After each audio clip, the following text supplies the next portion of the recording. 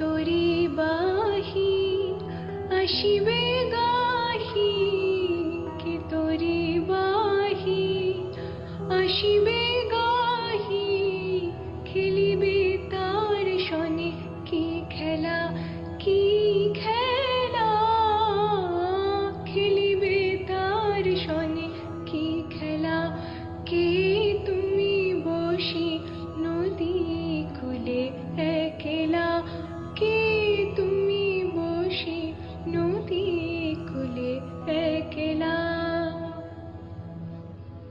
সারা বেলা। এই কখন এলে? এই তো বাড়ির দিকে যাচ্ছি।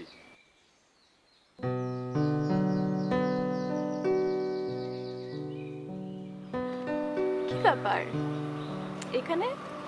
সামনের পথ না দিয়ে পেছনের পথ? পথে পল্টুর সাথে দেখা, তো হাঁটতে হাঁটতে এদিক দিয়ে আসলাম। পল্টুর বাড়িতে চলে গেল। তারপর তোমরা কেমন আছো? আমি আছি ভালোই, কোনো কাজ নেই দেখে ওখানে বসেছিলাম। শেফালির দিকেও বলেছি ওখানে বসে চা খাবো। ও আচ্ছা, মন্ডল কাকার শরীরটা এখন কেমন? আগের মতোই। বাবা বলেছে এর শরীর আর সারবে না, বিছানা থেকে উঠতেও নাকি কষ্ট হয়। পরে যাবো তোমাদের বাড়ি। এসো, আমি বাড়িতেই আছি। ভালো কথা, তোমার পরীক্ষা না অনেকদিন আগে শেষ হয়ে গেছে, তো এতদিন পরে কেন এলে? একটু বেড়ালাম বন্ধু বান্ধবদের সাথে। পড়াশোনার পর্ব তো শেষ, তাই সবাই বললো যে কয়েকটা দিন পরে ফিরতে। একেবারে খালি হাতে ফিরলে যে? ব্যাগটা? আসলে রুমেটা তো এখনো বাসা ছাড়েনি, আর এখানে বাড়িতে আমার কাপড় চোপড় তো আছেই। তা অবশ্য ঠিক। তুমি যাও, বিশ্রাম করো। আসলে কয়দিন? হ্যাঁ আছি, আর আমি আজকে তোমাদের বাড়িতে যাব। মন্ডল কাকে দেখি না অনেক দিন, কাকা কি না কি ভাববে। বাবা জানেন তুমি বাড়ি ফেরো। ঠিক আছে, এসে সময় করে। আচ্ছা।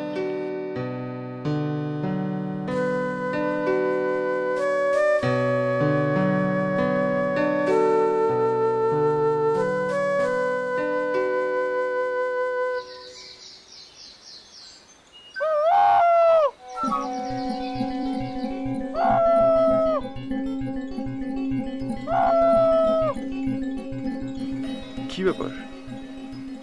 এটা তো বাবার কণ্ঠ, কিন্তু আমি যে এসেছি বা আসবো এটা তো বাবার জানার কথা না। বাবা আমাকে ডাকবেন কেন?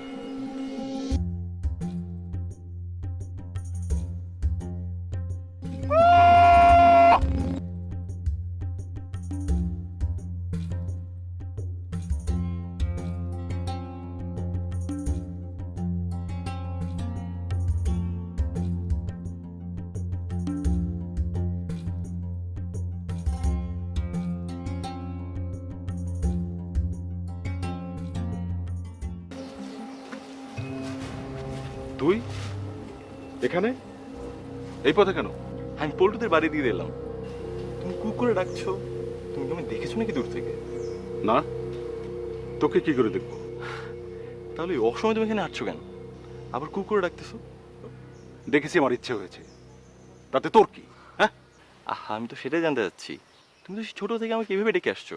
ছোটবেলা দেখেছি বলে তোকে এখনো রাখতে হবে এমন কোনো কথা আছে? যা বাড়ি যা। আচ্ছা, তুমিও যাবে সাথে, চলো। আমার কাজ আছে। এখানে কি কাজ? সেটা তোর জানা দরকার কি? ও ভালো কথা, তোকে যে একটা আসল কাজের কথা বলেছিলাম সেটা কি ভুলে বসে আছিস? হ্যাঁ, আসল কাজের কথা? ও ঠিক আছে, আবার বলছি। ও, বুঝতে পেরেছি। বুঝতে যখন পেরেছিস তখন এত করে বলতে হচ্ছে কেন? এই ব্যাপারে তোর সঙ্গে এখন একটা বোঝাপড়া হয়ে যাক। এখনই? এক্ষুনি। তুমি বাসায় এসো তারপর। না, এক্ষুনি। আচ্ছা বেশ, কি করতে হবে বলো। বলছি, কিন্তু আমার কথা শুনতে হবে। দেখো বাবা, তোমাকে আমি আগেই বলেছি এটা আমার পক্ষে সম্ভব না। খালি মুখে মুখে কথা, বেয়াদব। একটা কথা যদি তোকে দিয়ে শোনানো যায়, অসভ্য কুলাঙ্গার। এই, এটা কি আমার আমার স্বার্থের জন্য বলছি? তোরও তো স্বার্থ এখানে আছে। নিজের স্বার্থটা বোঝে না, এত বড় হয়েছে। তোমার মা এই খাটে বসে কতদিন আমার চুল বেঁধে দিয়েছেন। তোমার চুলটা বেঁধে দেব? না, তাই বলে কি আমার চুল বেঁধে তার প্রতিদান দিচ্ছ? সে কি হয়, উনি যে আদর আমাকে করতেন তার কি শোধ হয়?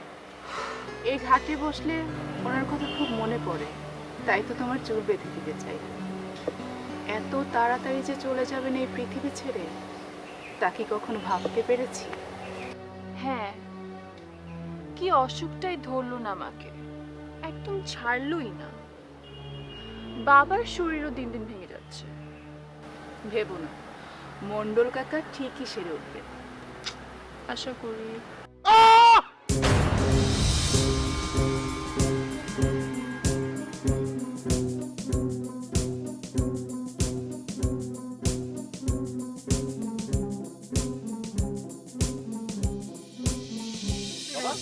বাবা কি হয়েছে তোমার? বাবা বাবা কথা বলো, বাবা কথা বলো।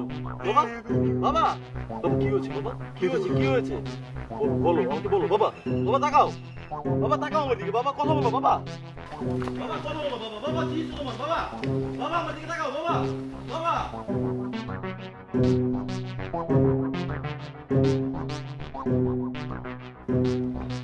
আমি কিচ্ছু জানি না, বিশ্বাস করো, বিশ্বাস করো, আমি কিচ্ছু জানি না। আমি চলে যাচ্ছিলাম, আমি বাবার শব্দ শুনে পিছিয়ে দেখি এই অবস্থা। আমি কিচ্ছু জানি না, বিশ্বাস করো।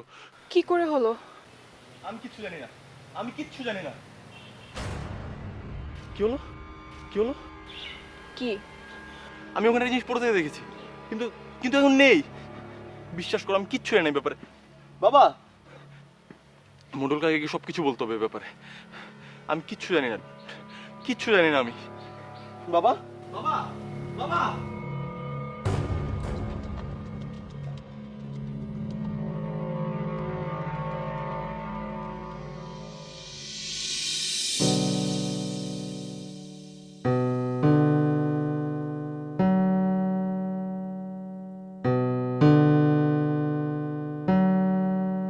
পড়া শেষ হলো? আরেকটু বাকি। ঘটনা সম্পর্কে কোথাও শুনেছো বা পড়েছো কিছু? না, গত দুদিন তো পত্রিকা পড়িনি। কেন? জীবন জীবিকা সংসারের ঘানি, ফাঁকা সময় কোথায়? অবশ্য একদম পড়িনি তা না, প্রথম পাতার হেডলাইনে শুধু চোখ বুলিয়েছি। ভেতরে ঢুকবার সময় কোথায়? যতটুকু পড়লে কি মনে হলো? বাপের সাথে বনে বনা হচ্ছিল না কোনো ব্যাপারে, রাগের মাথায় বসিয়ে দিয়েছে, সঙ্গে সঙ্গে মৃত্যু। খুবই সহজ কেস। মনে হয় খুবই সহজ, সেই জন্যই খুবই জটিল।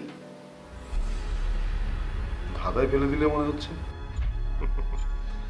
খাঁটি কথা হচ্ছে, যে কেস চোখে পড়ার মতো মনে করবে সেটা পানির মতো সোজা,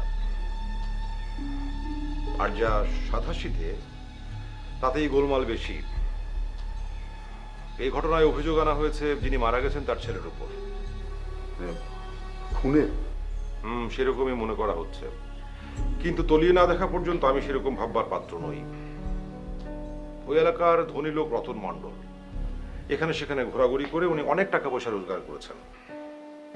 তারপর এই এলাকায় এসে জমি জমা কিনে চাষবাস করেছেন। তারই মালিকানাধীন একটি বাড়ি মিন্টু ব্যাপারীকে তিনি ভাড়া দিয়েছেন, এবং ঘটনাক্রমে দুজনই পূর্ব পরিচিত। তারা এখানেও প্রতিবেশী হয়ে গেলেন। রতন মণ্ডলের টাকা পয়সা বেশি হলো তাদের মেলামেশায় বাধা হলো। দুজনের স্ত্রী মারা গেছেন। রতন মণ্ডলের এক মেয়ে আর মিন্টু ব্যাপারীর এক ছেলে, দুজনেই সমবয়সী। দুজনেরই প্রতিবেশীদের সঙ্গে খুব একটা মেলামেশা ছিল না।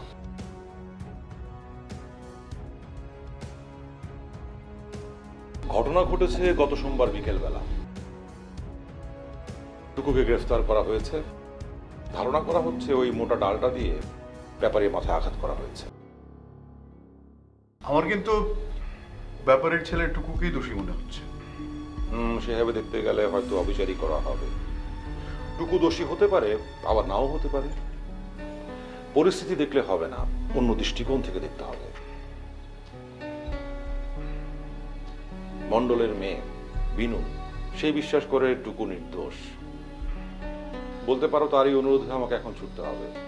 অবশ্য মাত্র 2 ঘন্টার পথ, তোমাকে এত অনুরোধ করে আনালাম। কিন্তু হালে পানি পেলে হয়।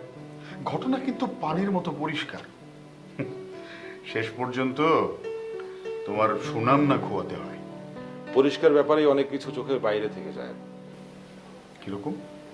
আচ্ছা আমি তোমাকে বলছি, আমার কয়েকটা জিনিস টুকটাক গোছাতে হবে, তুমি আরো পত্রিকাগুলো পড়ো, আমি রেডি হয়ে নিই। হ্যাঁ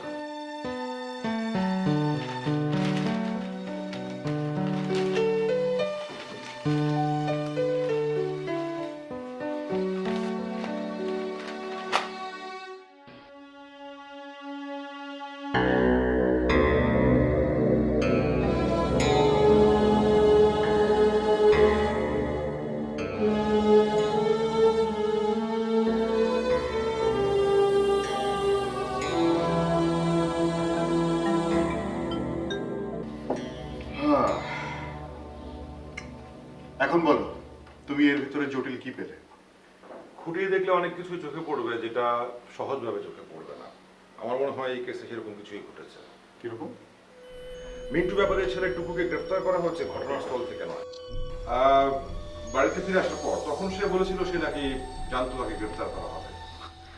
তার মানে তো অপরাধী নিজে তার অপরাধ স্বীকার করে নিল। কিন্তু পরক্ষণেই সে বলেছে খুনটা সে করেনি। তাতেই তো তার উপর থেকে সন্দেহ দূর হয়ে যায় না, বরং বাড়ে। মোটেই না, সন্দেহ একেবারেই চলে যায়। গ্রেপ্তারের সময় মেজাজ দেখালেই সন্দেহ বাড়ত। পাগলকে পাগল বললেই সে খেপে যায়।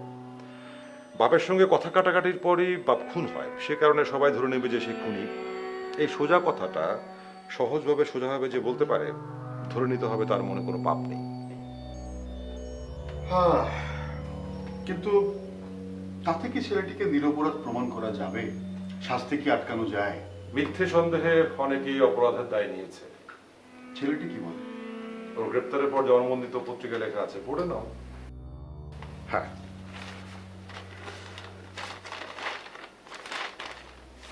এই তো। সে বলেছে, আমি বেশ কিছুদিন পরে বাড়িতে ফিরলাম। পথে পল্টুর সাথে দেখা হয়ে গেল। ওর বাড়ির পথ দিয়ে আসাতে আমি বাড়ির পেছনের পাঁচারের পথটি ধরলাম। মাঝে আমার সাথে বিনুর দেখা হয়। ও পুকুর ঘাটেই বসা ছিল। ওর সাথে কথা শেষ করে বাজারের মধ্যে যেতেই আমি হঠাৎ কু ডাকটি শুনতে পাই। বাবা আমাকে এভাবেই ডাকতেন ছোটবেলায়, আমিও ডাকতাম। এটা অভ্যাসে পরিণত যাওয়াতে বাবা প্রায় আমাকে এভাবেই ডাকতেন। কিন্তু বাবা ডাক্তার শুনে আমি ভাবলাম বাবা এখানে কেন এলো, বা আমি যে ফিরেছি এটা তো বাবা জানার কথা না, বাবা জানেনও না। তাই আমি খানিকটা অবাক হলাম। কিছু দূর এগোতে আমি বাবাকে দেখতে পেলাম। বাবার হাতে একটা মোটা ডাল, বাবা হাঁটছে। বাবাও আমাকে দেখে অবাক হলো। এখানে কি করছে জানতে চাওয়াতে বাবা রেগে গেল, আর বাবার প্রচন্ড উগ্র মেজাজ। এ কথা সে কথায় ঝগড়ার মতো হয়ে গেল। আমি আর কথা বাড়ালাম না, চলে এলাম। কিন্তু কিছু দূর যেতে না যেতেই হঠাৎ বিকট চিৎকার শুনতে পেলাম আমি পেছনে। আমি দৌড়ে গিয়ে দেখি বাবা সাংঘাতিক আঘাত পেয়েছে মাথায়। আর চিৎকার শুনে বিনু শেফালিবু ওখানে চলে আসলো। তার হতভম্ব হয়ে গেল। আর এমন একটা ঘটনায় আমি কি করবো আমি কিছুই বুঝতে পারছিলাম না। পরে মন্ডল কাকার বাড়ি দিকে আমি তাকে সবকিছু বলি। প্রাণটা বেরিয়ে যাওয়ার আগে বাবা কিছু বলেছিলেন? ইঁদুর সম্মতি কি যেন একটা বলেছিল। মানে কি বুঝলে? ভুল বকছিল হয়তো। আচ্ছা, বাবার সাথে তোমার ঝগড়া কি নিয়ে? আমি বলবো না। বলতেই হবে। তার সাথে এটার কোনো সম্পর্কই নেই। সেটা তোমার বোঝার দরকার নেই। জবাব না দিলে তোমারই ক্ষতি হবে। হোক। আচ্ছা, বাবা তোমায় কুডাক দিয়ে ডাকতেন, তুমিও কি ডাকতে? এটা অভ্যেস ছিল আমাদের, আগে তো বলেছি। কিন্তু বাবা তো জানতেন না তুমি বাড়িতে ফিরছো, তাহলে ডাকলে কেন? বলতে পারবো না। বিকট চিৎকার শুনে ফিরে এসে সন্দেহজনক কিছু দেখেছিলে? আমি তখন পাগল মতো দৌড়াচ্ছিলাম বাবার দিকে, কোনো দিকে খেয়াল ছিল না আমার। কিন্তু খুব কাছে কি যেন একটা পড়ে থাকতে দেখেছি আমি, কাপড়ের মতো। তবে বাবার পাশ থেকে উঠে দাঁড়িয়ে আমি কাপড়টা দেখিনি। তার মানে রতন মণ্ডলের বাড়ি যাওয়ার আগেই দেখলে সেটা নেই? হ্যাঁ। সেটা কি ছিল জিনিসটা? কাপড়ের মতোই কিছু একটা। ডেড বডি থেকে কত দূর? 5-6 গজ। তার মানে বলতে চাও তুমি থাকতে থাকতে এই জিনিসটা উধাও হয়ে গেল? আমি কিন্তু সেদিকে পেছন করে বসেছিলাম। একদম ঠিকঠাক জায়গায় চেপে ধরা হয়েছে। প্রথমত, বাবা ছেলেকে দেখেনি, বাবা জানতো না ছেলে এসেছে, অথচ কু ডাকলো, কেন ডাকলো? দ্বিতীয়ত, বাবা ছেলের ঝগড়ার বিষয়টা ছেলেটা এড়িয়ে গেল কেন? তৃতীয়ত, মৃত্যুর আগে ব্যাপারী সাহেব ইঁদুর সম্বন্ধে কিছু একটা বলেছিলেন, যেটা ছেলেটা বোঝেনি। যে অসঙ্গতিগুলোর কারণে তাকে সন্দেহ করা হচ্ছে বা তোমরা যাকে অপরাধী ভাবছ, সেগুলি কি তার সত্য বলার একমাত্র কারণ? শোনো, পুরো বিষয়টা বানিয়ে বলার মতো কল্পনা শক্তি যদি তার থাকতো, তাহলে 3টে অসঙ্গতি চেপে গিয়ে সে চমৎকার 3টে গল্প শুনিয়ে দিত। যে মিথ্যে কথা বলে সে কি তার গল্পের মধ্যে সন্দেহের বীজ রেখে উদ্ভট গল্প শোনায়? ছেলেটি সত্য কথা বলছে। তোমার তাই মনে হচ্ছে? তাছাড়া প্রথমে আরেকটা বিষয় তোমাকে ভাবতে হবে। কি ব্যাপার? ছেলে তার নিজ হাতে বাবাকে খুন করতে যাবে কেন? ভুলে যেও না, বাবার সঙ্গে ছেলের ঝগড়া হয়েছে, রাগের মাথায় হতেও তো পারে।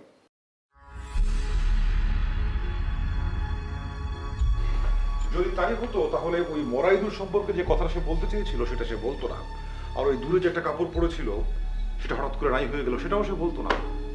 আচ্ছা, এমনও তো হতে পারে যে ছেলেটা নিজেকে নির্দোষ প্রমাণ করবার জন্য মিথ্যে কথাগুলো বলেছে।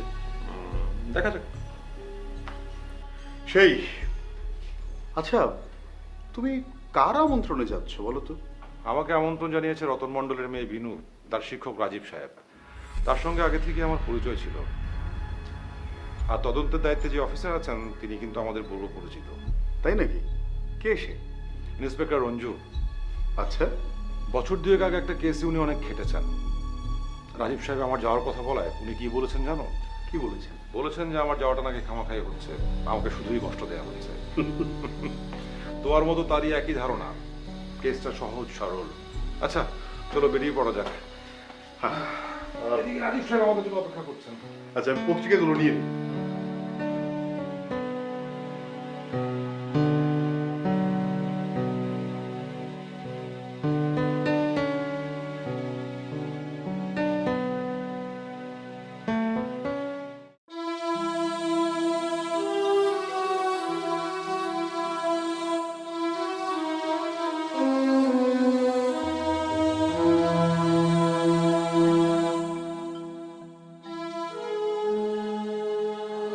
তোমার তো খাবার দাবার বন্ধ হয়ে গেছে একেবারে। ভেবো না, দোষী যদি সে না হয় তাহলে নিশ্চয়ই ছাড়া পেয়ে যাবে। কিন্তু নির্দোষ যে, সেটা কিভাবে প্রমাণ হবে? রাজীব স্যার আমার কথা রেখেছেন, ডিটেকটিভ রবি আজকেই আসছেন। তিনি এলে স্যার আমাকে খবর দেবেন। মন্ডল কাকা তোমাকে ডাকছে। যাচ্ছি।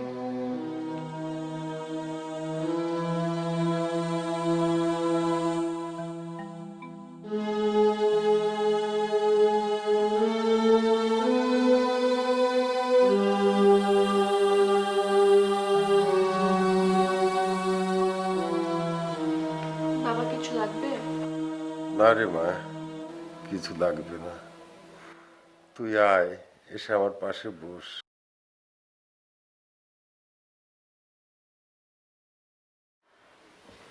জানি তোর মন ভালো নেই। টুকু আর তুই সেই ছোটবেলার বন্ধু। আমারও কি কম খারাপ লাগছে?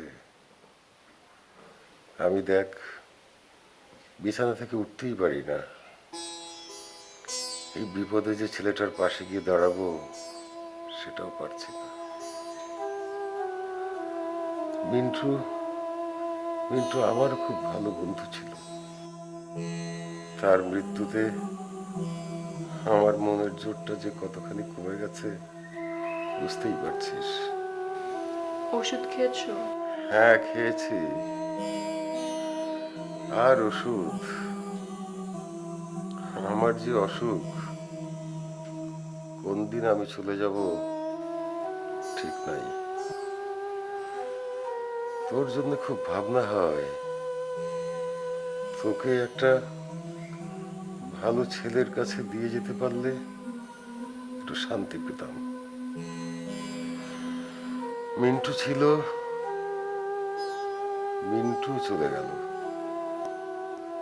ও আমার একটা ভরসার জায়গা ছিল। এখন শুধু তোকে নিয়েই ভাবি। বাবা তুমি একটু ঘুমাতে চেষ্টা করো তো, এসব নিয়ে চিন্তা করো না। ভবিষ্যতের কথা ভবিষ্যতে ভাবা যাবে, এইসব নিয়ে চিন্তা করলে শরীর আরো ভেঙে পড়বে। তুমি স্যুপ খেয়েছো? হ্যাঁ খেয়েছি। তাহলে এখন ঘুমাও। ঘুম কি আর আমার ইচ্ছায় আসে রে মা? তাহলে তো কোনো ভাবনাই ছিল না। এখন ঘুমের ইচ্ছায় আমাকে চলতে হয়। তোর জন্য খুব ভাবনা হয় রে মা। আমি তোমার মাথায় হাত বুলিয়ে দিই, ঘুম চলে আসবে।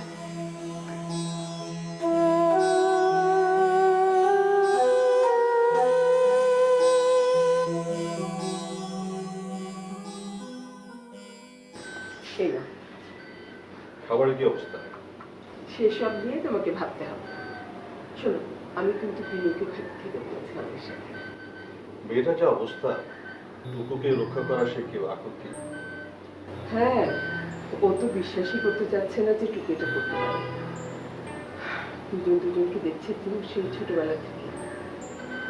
আমার কিন্তু অন্য একটা কথা মনে হচ্ছে।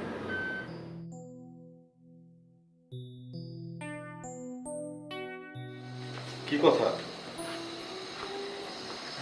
মনে হচ্ছে ও টুকুকে ভালোবাসে। আহা, ওসব ভেবে আমাদের দরকার নেই।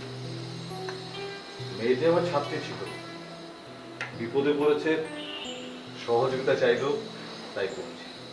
কোনো এক সময় রবির কথা আমি ওদের বলেছিলাম, মনে রেখেছে। এখন সমস্যায় পড়েছে, তাই এসেছে।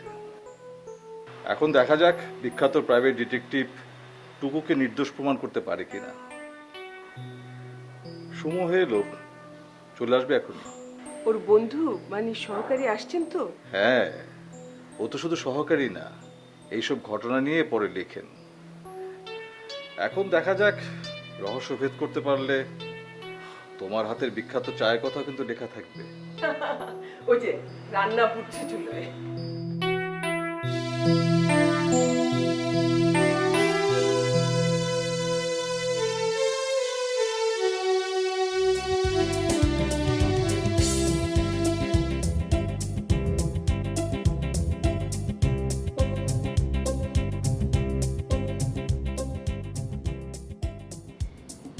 খুব খিদে পেয়েছে। হ্যাঁ আমারও যাওয়ার সঙ্গে সঙ্গে খেতে বসতে হবে। এখন খাবে কিছু? না, এখন কিছু খাবো না, এমনি বললাম। তবে একটা কথা, কি? তোমার কথাগুলো আমি ভাবলাম, পুরনো দু একটা কেস নিয়েও ভেবেছি। মানে কি মনে হয় জানো, যে আপাত দৃষ্টিতে অনেক সময় যা দেখতে অনেক সহজ মনে হয় বা মনে হচ্ছে, সেগুলো অনেক কঠিন হয়। আবার অনেক কঠিন কেসও তুমি অনেক সহজ করে বলেছো। যাক, তোমার মতের পরিবর্তনের জন্য তোমাকে অভিনন্দন।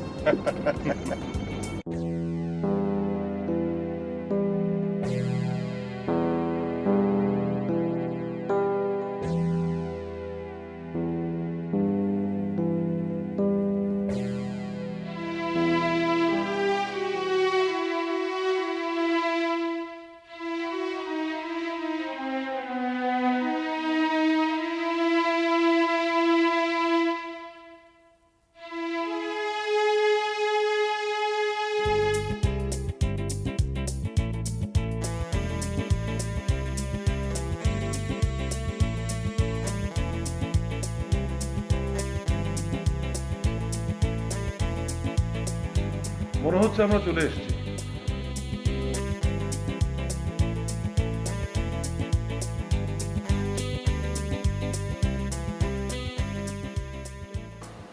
খাবার তৈরি আছে, দিয়ে দেবো?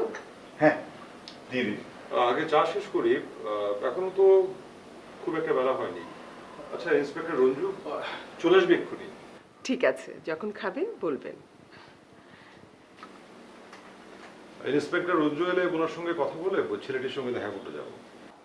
পত্রিকায় যা পড়লেন তাতে কি টুকুকে দোষী মনে হয়? ইন্সপেক্টর রঞ্জুর সঙ্গে কথা বলে দেখি। তবে ছেলেটাকে দোষী ভাবলে আপনি এতদূর কষ্ট করে আসতেন না। আপনার তো বুদ্ধির প্রশংসা করতেই হয়। আমি ওনার সব লেখা পড়েছি, কাজে আপনাকে চেনা বা বুঝতে পারা এটাই সবচেয়ে বড় প্রমাণ।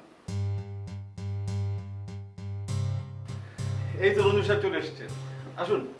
রঞ্জু সাহেব, অনেকদিন পর। হ্যাঁ, অনেকদিন পরে। কেমন আছেন? কেমন আছেন? ভালো। তো সময় মতো চলে আসলাম, কি বলেন রাজীব সাহেব? হ্যাঁ। কিন্তু আমার এই বন্ধুটি পথে থাকতে ক্ষুধার কথা বলছিল। চলুন আমরা খেয়ে নিই অথবা খেতে খেতে কথা বলি। আমি খাবার সেরেই এসেছি। সে কি, আপনি তো আমাদের সঙ্গে খাওয়ার কথা। সে অন্য একদিন হবে। তাহলে আপনারা লাস্টটা সেরে ফেলুন। আগে বরং কথাটাই হোক, কিছু একটা তো খেলাম, এটি চলবে, অসুবিধা নেই। এই ঠিক তো? একদম ঠিক। এই পরে কিন্তু জরুরি কথার মাঝখানে বলতে পারবে না যে ক্ষুধা পেয়েছে। আরে না না। তো প্রথমে ঘটনাস্থলেই যাবেন? না, আমি আগে ছেলেটির সঙ্গে দেখা করতে চাই। তাই বলুন। খবরের কাগজে পড়ে একেবারে সমাধানে পৌঁছে গেছেন। দেখুন, কেসটা খুবই সহজ, কিন্তু মেয়েটা নাছোড়বান্দা। বলে আপনার সাথে কথা না বলা পর্যন্ত কিছুতেই রেহাই দিচ্ছেন।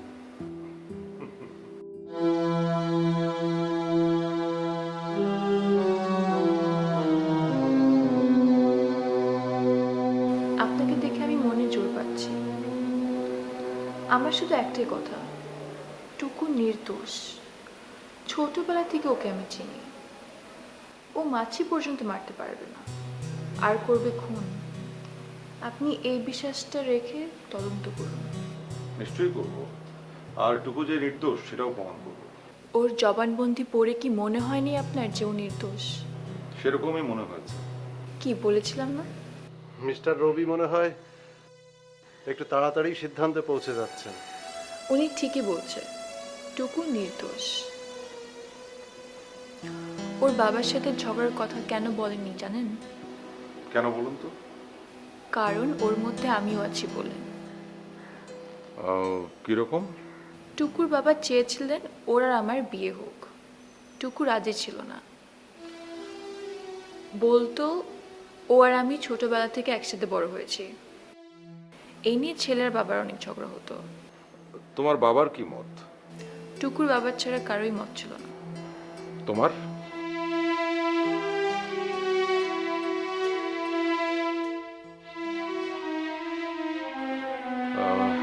কালকে তোমার বাবার সঙ্গে দেখা করতে যাব ভাবছি। ডাক্তারের বারণ আছে। এই ঘটনার পর বাবার শরীর একদমই ভেঙে পড়েছে। আমি যে আপনাদের সাথে যোগাযোগ করছি এ ব্যাপারে বাবা একদমই জানে না। অকারণে টেনশন করবে, তারপর শরীর আরও খারাপ হয়ে যাবে। টুকু বাবার সাথে অনেক বছরের বন্ধুত্ব। বাবা ব্যবসা করতেন তার সাথে, বক্সালিক না কোথায়, তাও অনেক বছর আগের কথা। বক্সালিক ব্যবসা? অনেক টাকা রোজগার করেছিলেন তাই না? হ্যাঁ, এমনটি শুনেছি। টুকুর সাথে নিশ্চয়ই আপনি দেখা করবেন। হ্যাঁ আছি। ওকে বলবেন আমি বিশ্বাস করি ও নির্দোষ। আচ্ছা ঠিক আছে, আমি বলবো। আচ্ছা, আমি তাহলে আজকে আসি।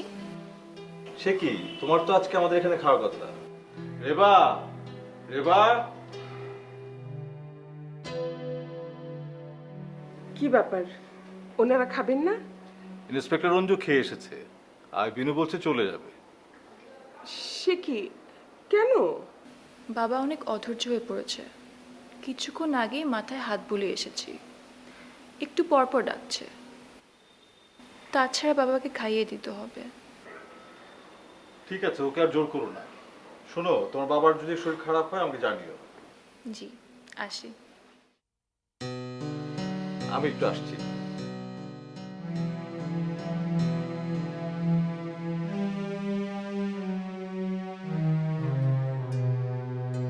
মিথ্যে আশ্বাস দিলেন মেয়েটাকে, কাজটা ঠিক হলো না। টুকুকে খালাস করতে পারবো সেই বিশ্বাস আবার আছে। আচ্ছা, টুকুর সঙ্গে দেখা করবার অনুমতি মিলবে কি? হ্যাঁ পাবেন, তবে আপনি আর আমি। তাহলে আর দেরি না করে বেরিয়ে পড়া যাক। তবে খাওয়া দাওয়া সেরে।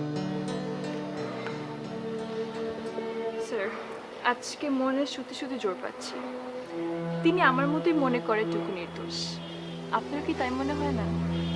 তোমার মনে যখন এত জোর, আমার মনের উপর নির্ভর করার দরকার কি? দেখো, সব ঠিক হয়ে যাবে। মেয়েটার জন্য খুব মায়া হচ্ছে। মাঝে মাঝে মনে হয় ও আমার নিজের মেয়ে।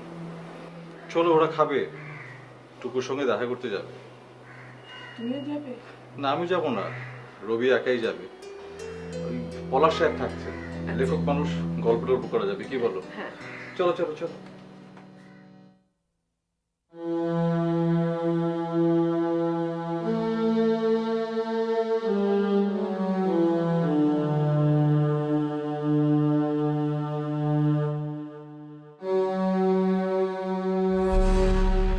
তোমার বাবার সাথে তোমার ঝগড়ার কারণটা কি?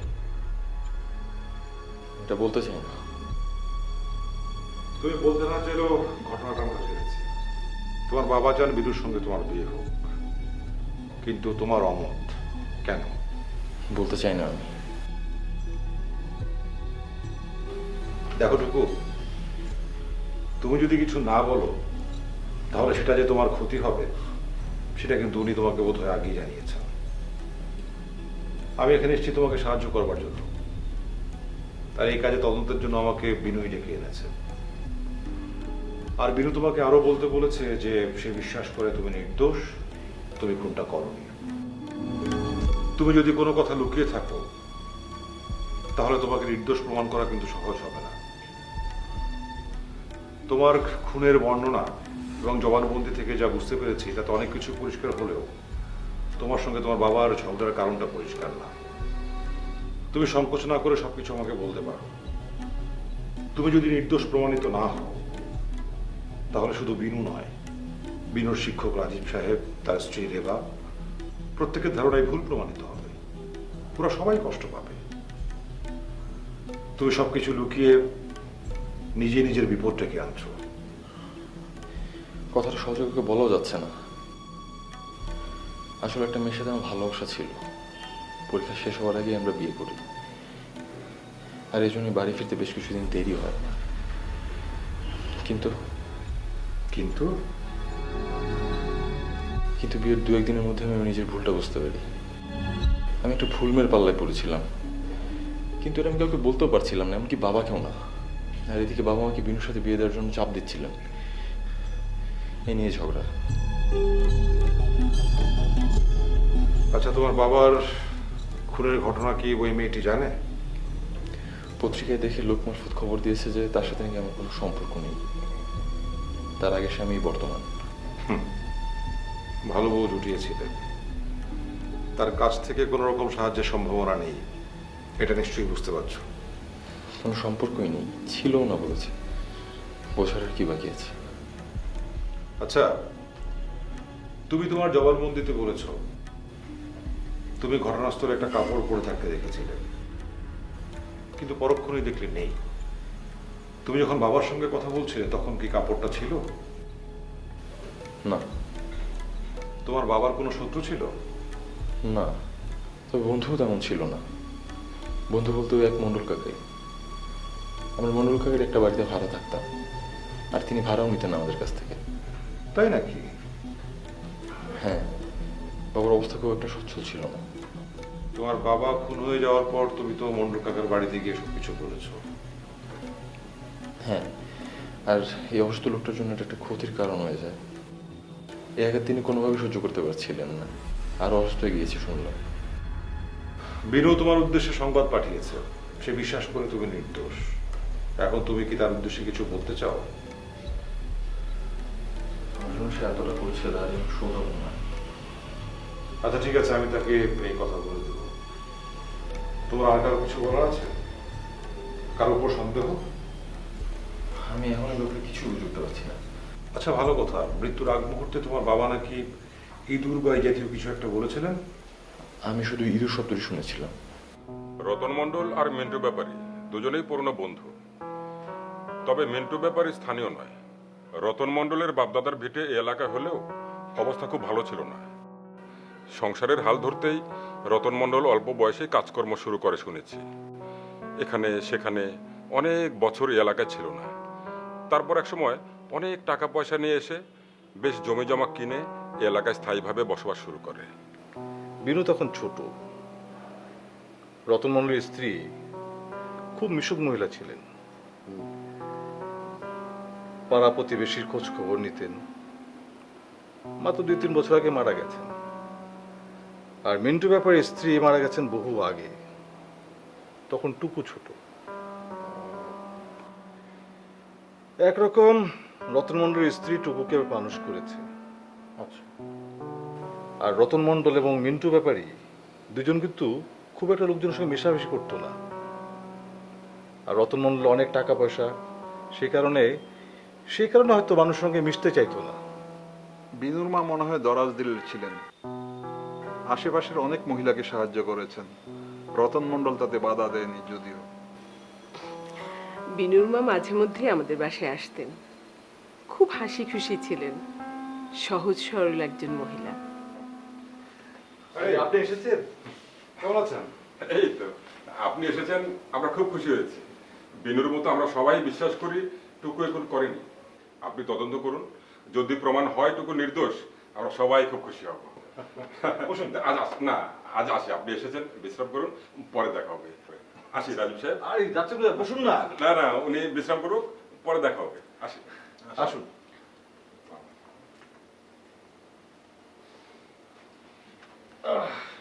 আমাদের কিন্তু এক দফা চা শেষ, আরেক দফা হলে কিন্তু খারাপ হয় না। আচ্ছা ঠিক আছে, নিয়ে আসছি। ছেলেটার কথা শুনো। হ্যাঁ হয়েছে। মানে কি হলো, কোনো অন্ধকারে আসার আলো দেখাতে পারলো? না, একেবারেই না। প্রথমে কথা বলে মনে হলো যে সে খুনিকে আড়াল করার চেষ্টা করছে, কিন্তু পর মুহূর্তে মনে হলো সে নিজেই ভেবাচাকা খেয়ে গেছে। আর ছেলেটা চৌকস না হলেও মনটা কিন্তু খুব পরিষ্কার। ও, তাহলে আপনারা কথা বলুন। হ্যাঁ, খাওয়া দাওয়া রেডি হয়েছে কিনা আমি খোঁজ নিয়ে আসি। না না, দরকার নেই, আসছি, বসুন। আরে ডিটেকটিভকে তার সহকারীর সঙ্গে কথা বলার সুযোগ দিয়ে গেল। আমার বই পড়ে পড়ে বুঝতে শিখেছে। হ্যাঁ, তা যা বলেছ। আচ্ছা, ওই ছেলেটা বিনুর মতো একটা সুন্দরী ভালো মেয়েকে কেন বিয়ে করতে চাচ্ছে না, সেটা কি বোঝা গেল? হ্যাঁ, সেটা একটা হৃদয় বিদারক ঘটনা। একটা বাজে মেয়ের সঙ্গে ছেলেটা সম্পর্ক হয়েছিল, অনেকদিন ধরেই বিয়েও করেছিল তারা। তবে এই খুনের ঘটনা পত্রিকায় ফাঁস হয়ে যাওয়ার পর মেয়েটা কেটে পড়েছে এবং সে জানিয়েছে যে তার সঙ্গে কোনো সম্পর্ক নেই এবং কোনোদিন ছিলও না। ও, কিন্তু টুকু যদি খুনটা না করে তাহলে খুনটা করলো কে? দুটো ব্যাপার নিয়ে আমি তোমাকে ভাবতে বলবো। এক হচ্ছে, টুকুর বাবা জানতেন না যে টুকু সেদিন বাড়ি ফিরছে, তবু তিনি কুডাক ডেকেছিলেন। কেন? তার মানে তিনি অন্য কোনো কারণে সেখানে গিয়েছিলেন। আর দুই নম্বর হচ্ছে কাপড়টি। খুনের ঘটনা যেখানে ঘটেছিল তার অদূরেই টুকু কাপড়টি পরে থাকতে দেখেছিল। কাপড়টি এলোই বা থেকে আর কোথায় বা মিলিয়ে গেল। আচ্ছা, এসব এখন বাদ দাও, রঞ্জু এলে পরে আমরা ঘটনাস্থলে যাব। তা যাব, কিন্তু রাজীব সাহেবের কাছ থেকে আরো একটা তথ্য পাওয়া গেল। কি সেটা? টুকুর বাবা মিন্টু ব্যাপারী যে বাড়িতে থাকতেন সেই বাড়িটাও নাকি রতন মণ্ডলের, এবং সেই বাড়ির থেকে নাকি রতন মণ্ডল কোনো ভাড়াও নিতেন। হ্যাঁ, এটা আমি আজকে টুকুর কাছ থেকে শুনলাম। কিন্তু আরো একটা ব্যাপার খুব চিন্তার। সেটা হচ্ছে, মিন্টু ব্যাপারীর এত উপকার করা সত্ত্বেও রতন মণ্ডল কেন তার মেয়ের সঙ্গে মিন্টু ব্যাপারীর ছেলের বিয়ে দিতে রাজি নয়? হ্যাঁ, মিন্টু ব্যাপারী বিয়েটা চাইতেই পারে, কারণ মণ্ডলের সমস্ত সম্পত্তির মালিক তার মেয়ে, সেই হিসেবে সে চাইতেই পারে। কিন্তু রতন মণ্ডল কেন চাচ্ছেন না? এই বিষয়টাও ভাববার। ভীষণ।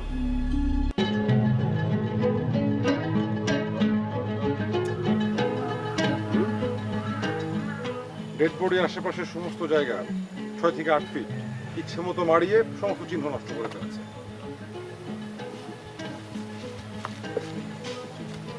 এই হচ্ছে মিন্টু ব্যাপারীর পায়ের ছাপ।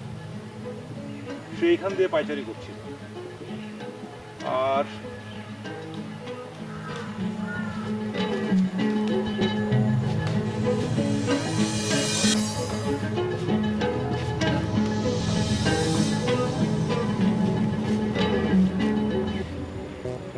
এদিক দিয়ে এসেছিল হচ্ছে টুকু, সে এদিক দিয়ে এসে আবার এদিক দিয়ে চলে গেছে। আর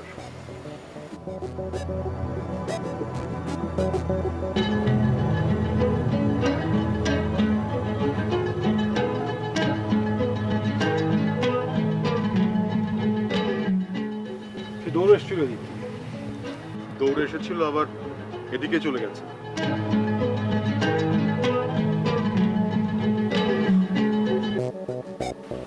দৌড়ে এসেছিল কারণ তোমার এই দৌড়ে আসার রাস্তায় গোড়ালির ছাপ খুব বেশি পড়েনি, ওর পড়েছিল হচ্ছে সামনের অংশ। তার মানে হচ্ছে সে দৌড়ে এসেছিল, দৌড়ালে গোড়ালির ছাপ কম পড়ে। অর্থাৎ টুকু ঠিক কথাই বলছে।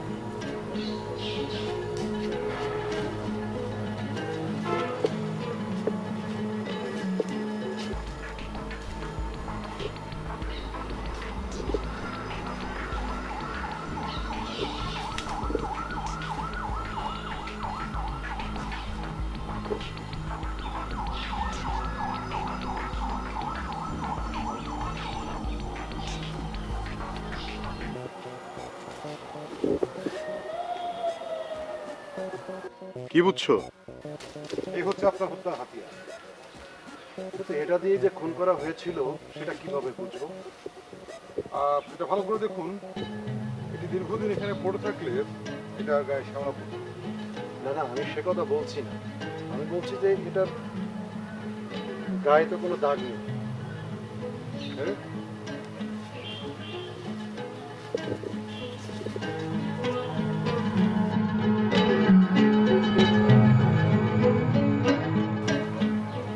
একটা বুটের ছাপ,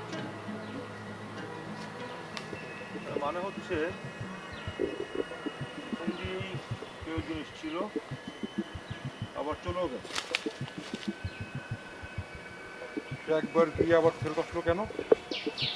তার কারণ হচ্ছে যে চাদর বা কাপড় ওটা ফেরত দিতে এসেছিল। অপেক্ষা করছিল কোনো।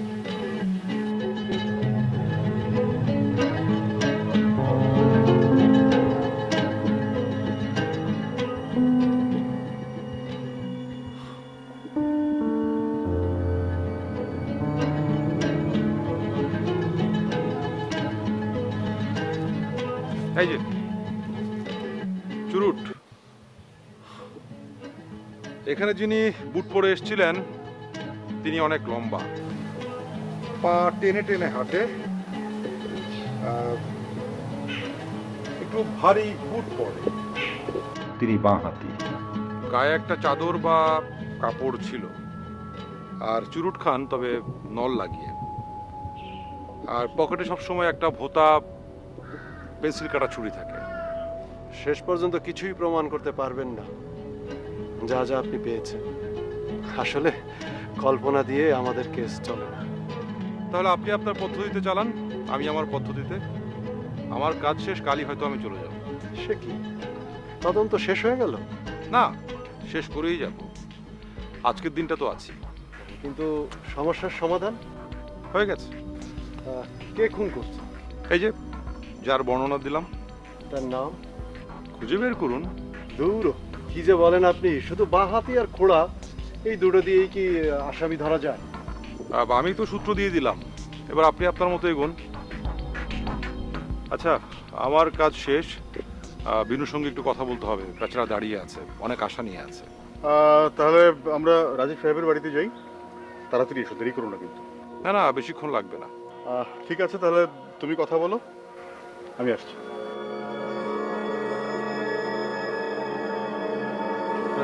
আমার যেতে হবে। ফিরে যাবার আগে আপনার সঙ্গে দেখা করে যাব। চলুন।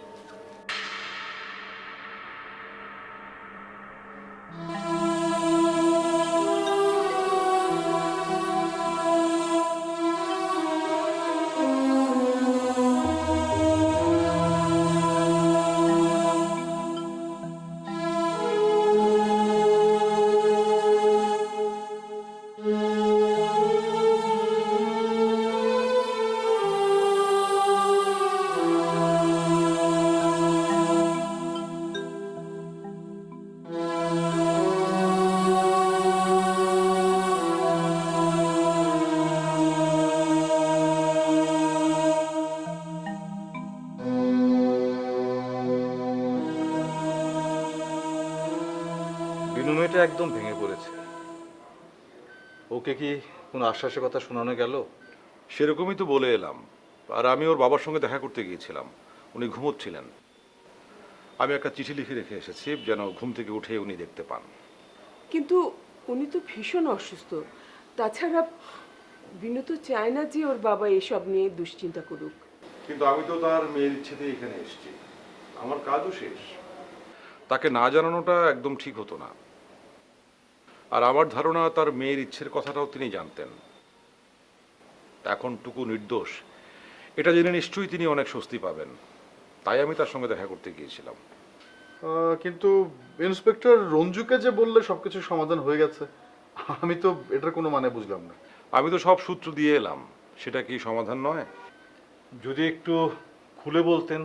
দেখুন, এই ঘটনায় খুব গুরুত্বপূর্ণ দুটো বিষয় আছে। এক, কুডাক, এবং দুই হচ্ছে মৃত্যুর সময় মিন্টু ব্যাপারীর ইঁদুর কথাটা। বকশালিক এলাকা সম্পর্কে আমি একটু খোঁজখবর নিয়েছি। পলাশ, তোমাকে জানানো হয়নি, একসময় বকশালিক এলাকায় দুর্ধর্ষ এক ডাকাত দল ছিল, নাম ছিল ইঁদুর। আর কুডাকটা সেখানকার মানুষের অভ্যেস ছিল। মিন্টু ব্যাপারী যেহেতু সে এলাকায় অনেকদিন ছিলেন, সেহেতু তার ছেলেকে কুডাক শেখানোটা অস্বাভাবিক কিছু নয়। আর তৃতীয়ত হচ্ছে চাদরটা।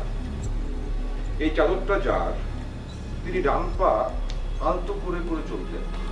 পা টেনে টেনে চলে বলেই জমিতে আলতোভাবে ছুঁয়ে গেছে, দাগ পড়েনি। আর উনি যে বা হাতি সেটা বুঝলে কি করে? আঘাতটা লেগেছিল মাথার বাঁ পাশে, অর্থাৎ উনি বাঁ হাত দিয়ে পাথরটা ছুঁড়ে মেরেছিল। আর বাপ ছেলে যখন ঝগড়া করছিল, তখন খুনি গাছের আড়ালে দাঁড়িয়ে চুরুট টানছিল আর ছাই ছাড়ছিল। আমি চুরুটের গোড়াটা একটু দূরেই খুঁজে পেয়েছিলাম। এক মিনিট। চুরুটটা যে নলে লাগিয়ে খাওয়া হয়েছে সেটা কি করে বুঝলি? গোড়াটায় দাঁতের কামড় নেই, অর্থাৎ চুরুটটা ছুরি দিয়ে কাটা হয়েছিল। আর ছুরি যেহেতু ভোঁতা ছিল, তাই কাটাটা সমান হয়নি। কিন্তু খুনিটা কে? আর সেটা না হয় ইন্সপেক্টর রঞ্জুই খুঁজে বের করুন। আমার কাজ ছিল টুকুকে নির্দোষ প্রমাণ করা, যেটা আমি করেছি। আর খুনির যে বিবরণ এবং খুনির যে বর্ণনা আমি দিয়ে এসেছি সূত্র হিসেবে, তাতে এটাই প্রমাণ হয় যে আর যেই হোক, খুনি টুকুর নয়। ব্যাস।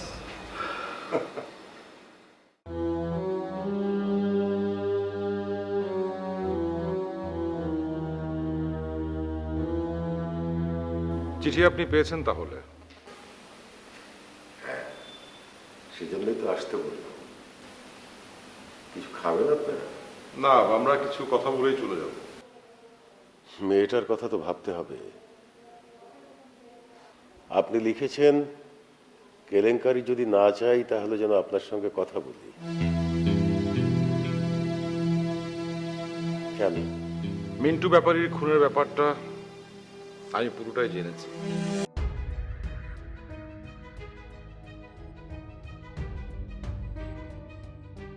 আপনি কি বলতে চান? সেদিন যা যা ঘটেছে, আপনি শুনতে চাইলে তার পুরো বিবরণ আমি দিতে পারি।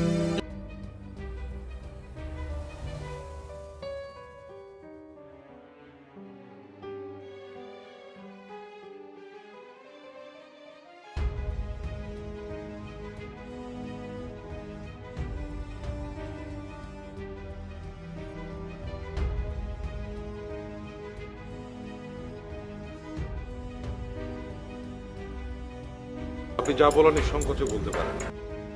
ও আমার বন্ধু, সহকর্মী। আমরা দুজন ছাড়া আর কেউ কিছু শুনবে না।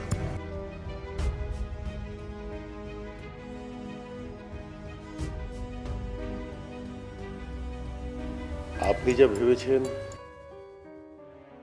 সব সত্যি।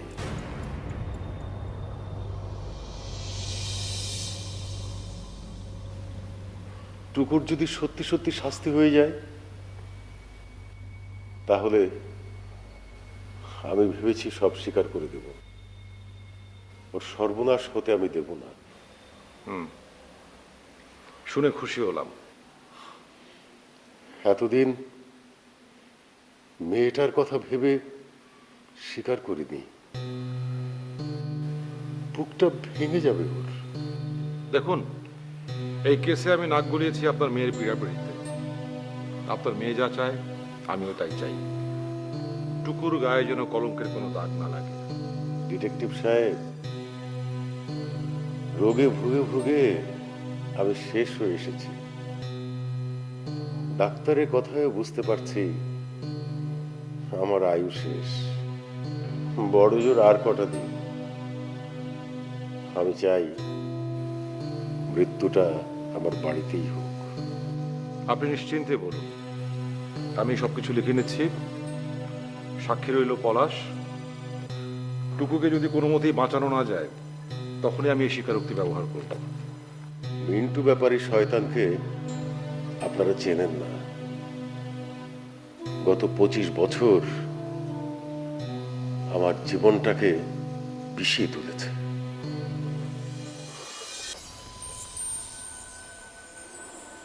তারও আগের কথা, আমাদের একটা ডাকাতের দল ছিল। বকশালীকে ইঁদুর নামে সবাই চিনত। বয়সে তরুণ ছিলাম, রক্ত ছিল গরম। আমার নাম শুনলে সবাই ভয় পেত। গাড়ি থামিয়ে লুটতরাজ, ছিনতাই, খুন।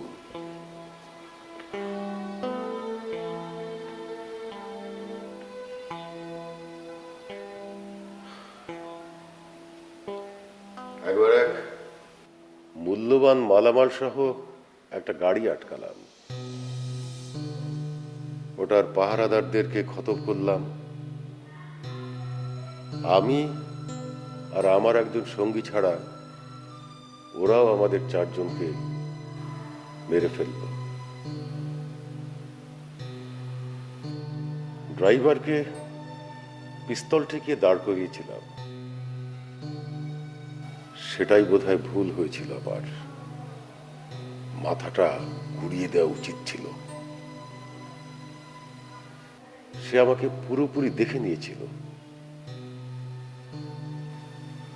তাকে আমি ছেড়ে দিয়েছিলাম। সেই ড্রাইভারই হচ্ছে মিন্টু ব্যাপারী। এই ঘটনার পরে স্বভাবতই দলটা ভেঙে গেল। আমি আর আমার সহকর্মী লুটের মালামাল ভাগ বাটোয়ারা করে সিদ্ধান্ত নিলাম এ কাজ আর করব না। সৎ কাজে নিজেকে নিয়োগ করে পুরনো পাপের প্রায়শ্চিত্ত করব। তখন এখানে চলে এলাম।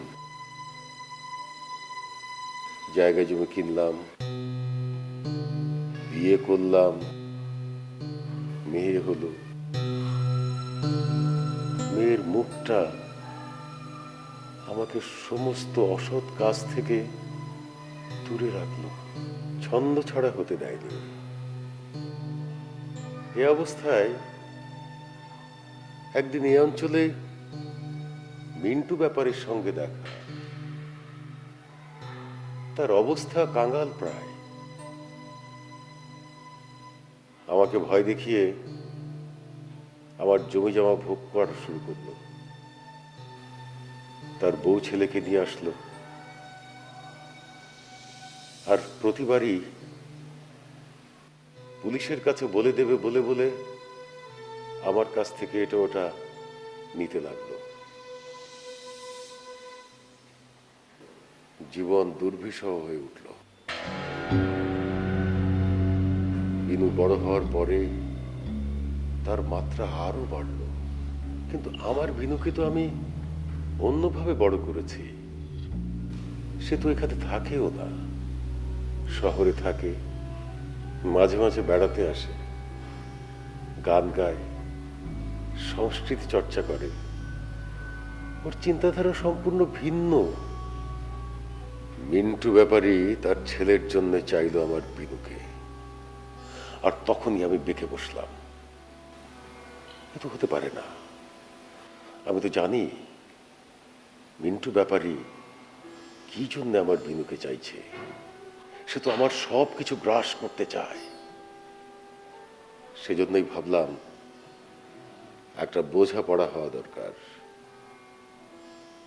সেদিন তাকে বাস ঝাড়ে ডাকলাম কথা বলার জন্যে। আমি পৌঁছে দেখি সে তার ছেলের সঙ্গে কথা বলছে বিনুকে নিয়ে। আমার বিনুকে নিয়ে এমন কুৎসিত কথা আমি কখনো শুনিনি। আমার মাথায় আগুন ধরে গেল। আমার মনে হলো আজকেই এর একটা বিহিত করা দরকার। আমার রোগটা ধরা পড়েছে সেটাও সে জানে।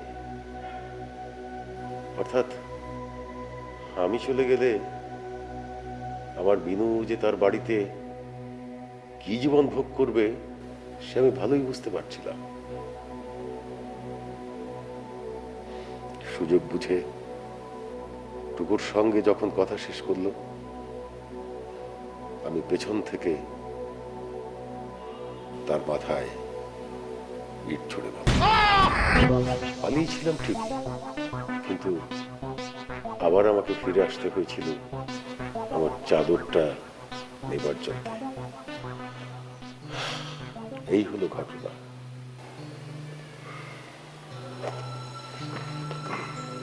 নীল, সই করুন। টুকুর শাস্তি হলে আমি এই জবানবন্দি ব্যবহার করব।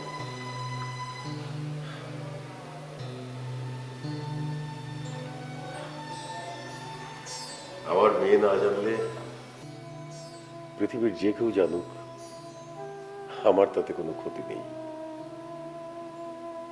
আমার মেয়ে যদি না জানে, আমি মরে গিয়েও শান্তি পাব। শুধু মেয়েটার কথা ভাববেন।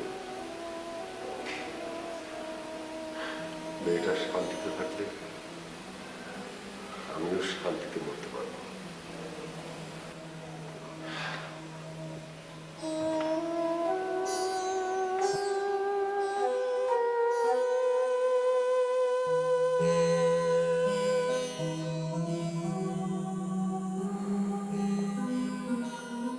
চলো চলো। কি তুমি বসে নদী কুলে একলা, কি তুমি বসে নদী কুলে একলা, কার লাগিয়ে তো উতলা। টুকু যে নির্দোষ এটা কি প্রমাণ হবে? মামলার তারিখ পড়ুক, তারপর দেখা যাবে। আপনি সবই জানবেন, তবে একটু ধীরে। বিনুর কষ্টটা না দেখতে হলেই আমরা খুশি। তার জন্য প্রস্তুতি গ্রহণ করুন। নিজের মেয়ের মতো দেখেন, তার ভবিষ্যৎ চিন্তা করতে হবে না? কন্যা পাত্রস্থ করার প্রস্তুতি নিন। আসি, দেখা হবে। চলুন আসি।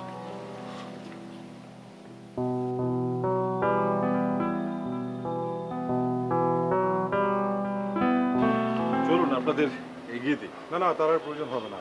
বিনু বোধহয় আসবে আপনার কাছে, ওকে একটু সান্ত্বনা দেবেন। ঠিক আছে, আসি, ভালো থাকবেন। আপনারা ভালো থাকবেন।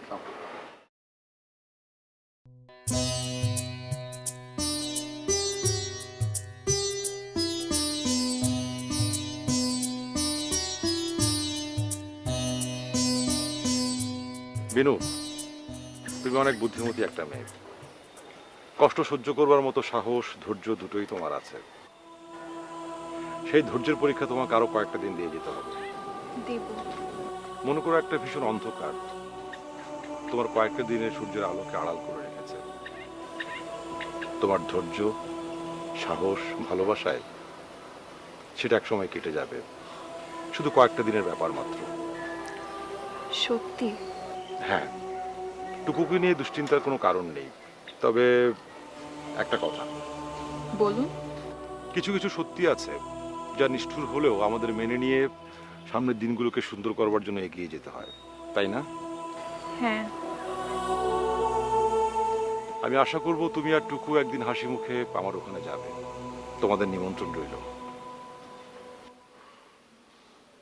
ভালোবাসার শক্তি অনেক, সব গ্লানি, সব আঘাত ঠেলে সামনের দিকে এগিয়ে যায়। আমি চলি, ইন্সপেক্টর অঞ্জুর সঙ্গে দেখা করে শহরের পথ ধরতে হবে। ভালো থেকো। আসুন, দেখো।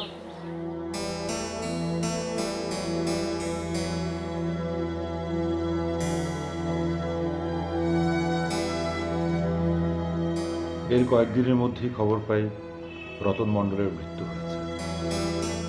অসুখটা বড় বেড়েছিল, অন্যান্য প্রমাণের জোরেই টুকুকে নির্দোষ প্রমাণ করা যাবে।